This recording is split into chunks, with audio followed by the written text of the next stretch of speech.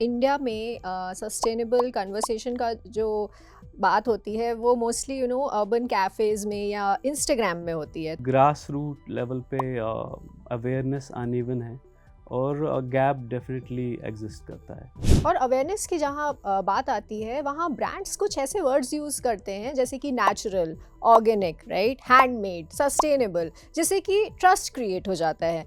तो ऐसे में कंज्यूमर को क्या चेक करना चाहिए? कंज्यूमर को चेक करना चाहिए कि क्या ब्रांड आर्टिजन का नाम मेंशन करता है कहीं पे, क्या मटेरियल सर्टिफिकेशन दिया गया है, क्या प्राइसिंग फेयर लगती है। आजकल अगर आप किसी भी मॉल, वेबसाइट या इंस्टाग्राम ब्रांड पेज पर जाएं तो एक चीज़ ऑलमोस्ट हर जगह लिखी मिलती है: सस्टेनेबल, इको फ्रेंडली, ग्रीन या प्लैनेट पॉजिटिव।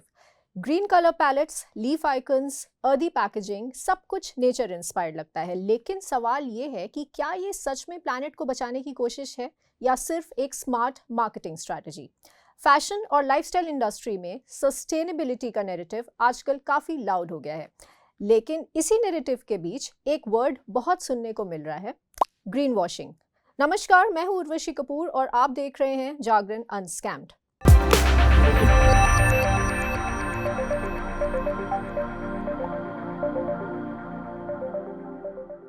आज हम समझने की कोशिश करेंगे कि डिज़ाइन, ब्रांडिंग और स्टोरी टेलिंग का यूज़ करके सस्टेनेबिलिटी का इल्यूजन कैसे क्रिएट किया जाता है। और इसी कन्वर्सेशन के लिए हमारे साथ हैं रफूगर के founder, Bennett university school of design के प्रोफेसर और एचओडी, मिस्टर वजाहत राठर। वजाहत जी, आपका बहुत बहुत स्वागत है। Thank you so much for having me here.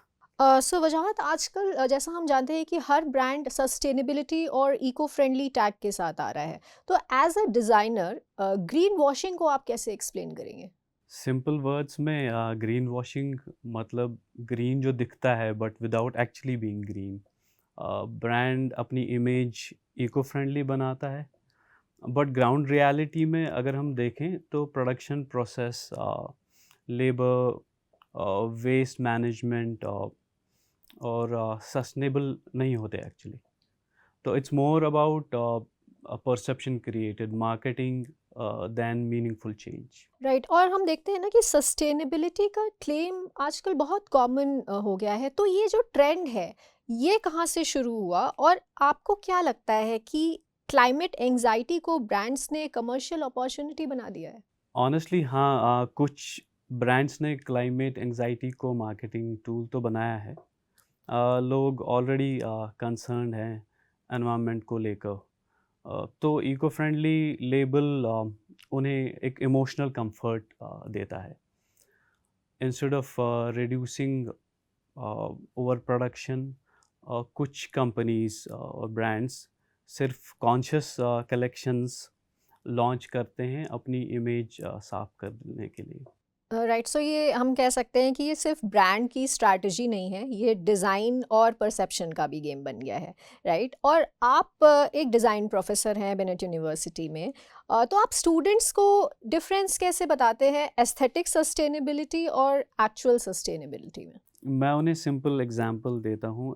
Aesthetic sustainability means product जो है वो सस्टेनेबल दिख रहा है। Earthy colours, craft vibe, recycle looking packaging. But जो एक्चुअल सस्टेनेबिलिटी है that means lifestyle thinking, that means raw material sourcing, labour ethics, water usage, carbon footprint and disposable impact, ये सारी चीज़ें उसमें आएंगी। डिज़ाइन सिर्फ सरफेस पे नहीं होता, सिस्टम में भी होना चाहिए। और जहाँ डिज़ाइन की बात आती है वहाँ विजुअल क्यूज़ भी बहुत इंपॉर्टेंट हो जाते हैं। जैसे कि हम कहते हैं ना कि ग्रीन कलर पैलेट्स हो गए, लीफी आइकन्स हो गए, अर्दी पैकेजिंग हो गई। तो जो ब्रांड्स इन सब का यूज़ करती हैं, तो क्या ये साइकोलॉजिकल मैनिपुलेशन हो सकता है या डिज़ाइन परसेप्शन को कितना इन्फ्लुएंस करता है? जैसे मैं पहले बोल रहा था, डिज़ाइन परसेप्शन को डीपली इन्फ्लुएंस करता है। Green colour, leaves, earthy textures subconscious level पे ट्रस्ट क्रिएट करते हैं। कभी कभी प्रोडक्ट सस्टेनेबल ना हो बट पैकेजिंग सस्टेनेबल होती है। It may not always be manipulation but it can definitely shape perception beyond reality.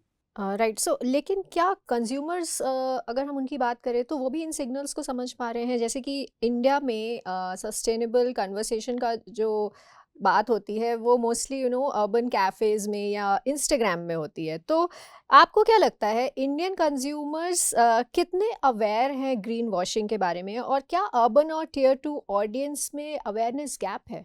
Urban India में अवेयरनेस ग्रो हो रही है, स्पेशली जेनजीज और मिलेनियल्स में। बट टियर टू और रूरल ऑडियंस के लिए सस्टेनेबिलिटी कॉन्वर्सेशन अभी भी प्राइस ड्रिवन होती है। इंस्टाग्राम और कैफ़े जैसे आपने कहा में डिस्कशंस अभी भी लाउड हैं, बट ग्रास रूट लेवल पे अवेयरनेस अनइवन है और गैप डेफिनेटली एग्जिस्ट करता है। और अवेयरनेस की जहाँ बात आती है, वहाँ ब्रांड्स कुछ ऐसे वर्ड्स यूज़ करते हैं जैसे कि natural, organic, right, handmade, sustainable, जिससे कि ट्रस्ट क्रिएट हो जाता है। तो ऐसे में कंज्यूमर को क्या चेक करना चाहिए? कंज्यूमर को चेक करना चाहिए कि क्या ब्रांड आर्टिज़न का नाम मेंशन करता है कहीं पे? क्या मटेरियल सर्टिफिकेशन दिया गया है? क्या प्राइसिंग फेयर लगती है या सिर्फ प्रीमियम मार्केटिंग हो रही है? क्या ट्रांसपेरेंसी है सप्लाई चेन में? वर्ड से ज़्यादा I think it's about the proofs, तो प्रूफ्स बड़े इंपॉर्टेंट हैं। और जब कोई ब्रांड सस्टेनेबिलिटी की बात करता है तो उसको प्रूव कैसे किया जाता है? जैसे कि आपका ब्रांड रफूगर क्राफ्ट और हेरिटेज पे बेस्ड है, राइट? तो स्टोरी टेलिंग इमोशनल कनेक्ट बनाता है, लेकिन सस्टेनेबिलिटी को डेटा ड्रिवन और मेजरेबल कैसे बनाया जाए? स्टोरी टेलिंग इमोशनल कनेक्ट बनाता है बिल्कुल, बट उसको डेटा से सपोर्ट करना बहुत ज़रूरी है। फॉर एग्ज़ाम्पल कितने आर्टिजन्स एम्प्लॉयड हैं, कितना वेस्ट रिड्यूस हो रहा है थ्रू अपसाइकलिंग और रिसाइकलिंग, कितना लोकल सोर्सिंग हुआ है, कितनी प्रोडक्शन स्मॉल बैचेस में तैयार हुई है। So numbers plus narrative equals to credibility. फिर भी रियलिटी ये है कि बहुत सी कंपनीज सिंबॉलिक सस्टेनेबिलिटी को चूज करती हैं, right? So companies real sustainable practices adopt करने की बजाय सिंबॉलिक सस्टेनेबिलिटी को क्यों यूज करती हैं? क्या कॉस्ट, स्पीड और फास्ट फैशन प्रेशर इसके रीजंस हैं?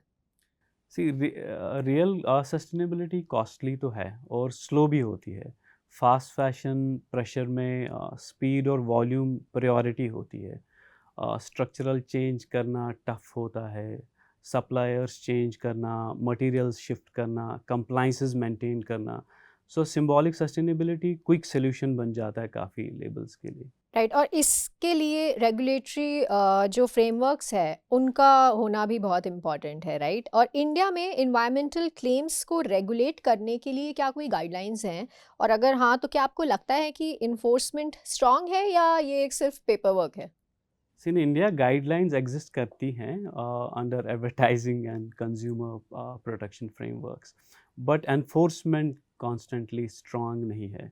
कभी कभी सस्टेनेबिलिटी क्लेम्स पेपर तक ही लिमिटेड रह जाती हैं। इंडिपेंडेंट वेरिफिकेशन और स्ट्रिक्ट मॉनिटरिंग ज़रूरी है। राइट, और आखिर में सबसे इम्पॉर्टेंट सवाल, अगर आपको कोई एडवाइस देना हो कंज्यूमर्स को जिससे कि वो ग्रीन वॉशिंग से बच सकें, और ब्रांड्स को जो जेन्युइन सस्टेनेबल बनने के लिए कि वो कैसे बन सकते हैं, तो वो क्या होगा? कंज्यूमर्स के लिए don't just by the vibe, ask for the value. Brands के लिए if sustainability is your mission, it should reflect in your systems, not just in your slogans. Right, so thank you so much वजाहत हमारे साथ जुड़ने के लिए। ये था आज का कन्वर्सेशन जहाँ सस्टेनेबिलिटी के क्लेम्स को हमने थोड़ा सा डिकोड करने की कोशिश की है, क्योंकि आखिर में सवाल सिंपल है कि क्या ब्रांड्स सच में ग्रीन है या सिर्फ ग्रीन दिखने का दिखावा कर रही हैं। Thank you so much everyone for joining.